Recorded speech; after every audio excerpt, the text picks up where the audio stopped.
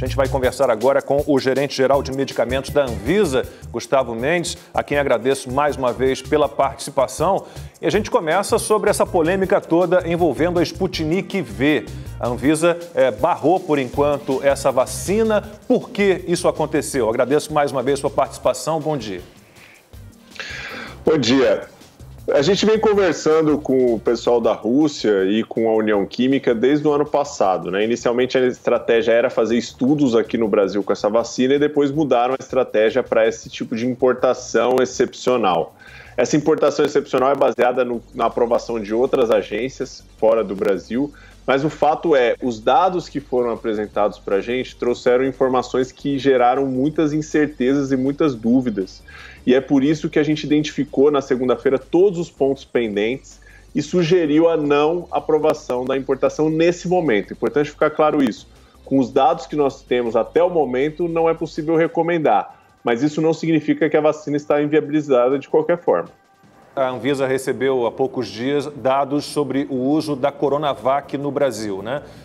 Quanto tempo demora para surgirem os anticorpos, a quantidade de anticorpos, tudo isso está nesse estudo, nesses dados que foram entregues à Anvisa.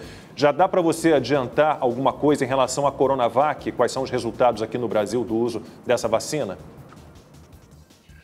Bom, a gente recebeu na sexta-feira, o prazo é 10 dias para a gente fazer essa avaliação e a gente precisa desse tempo porque são dados bastante robustos, informações que são importantes, né? A gente ainda não tem nenhum parecer sobre isso, mas esses dados são fundamentais justamente para isso, Lacombe, para que a gente possa saber quanto tempo dura, quantas vezes a gente vai precisar vacinar, numa eventual discussão de terceira dose, numa eventual discussão de vacinação anual. Esses dados de imunogenicidade que foram apresentados são fundamentais. É por isso que a gente vai proceder com a análise agora e acredita que até antes, se tudo der certo, a gente consegue se manifestar sobre isso.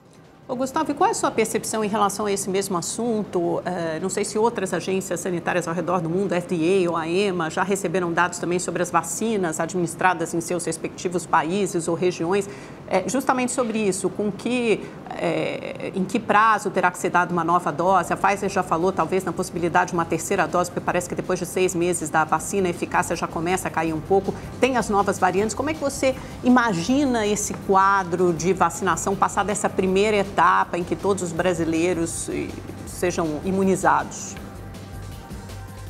Pois é, a vacinação efetivamente começou esse ano, né? Final do ano passado, esse ano no mundo. Então, os dados ainda são muito recentes para a gente fazer extrapolações. Eu acho que essa ideia, assim, de que estamos acompanhando os outros países é feita. Nós fazemos reuniões quinzenais com as outras agências reguladoras justamente para discutir esses pontos, né? O quanto efetiva está sendo as vacinas, né? A gente tem monitorado aqui no Brasil isso também. Casos de pessoas que foram vacinadas e desenvolveram Covid. Quanto tempo depois da vacinação isso acontece? Se existe anticorpos presentes ou não? Se está relacionado à variante ou não, todas essas são perguntas que estão sendo estudadas por nós, junto com pesquisadores, com outras agências reguladoras. Tudo isso vai compor um conjunto de informações que vai trazer essa ideia. Precisamos vacinar frequentemente? Qual frequência? Existe preocupação com variantes ou não? Então, esses dados ainda estão sendo gerados, por isso que não dá para adiantar um posicionamento final nesse ponto.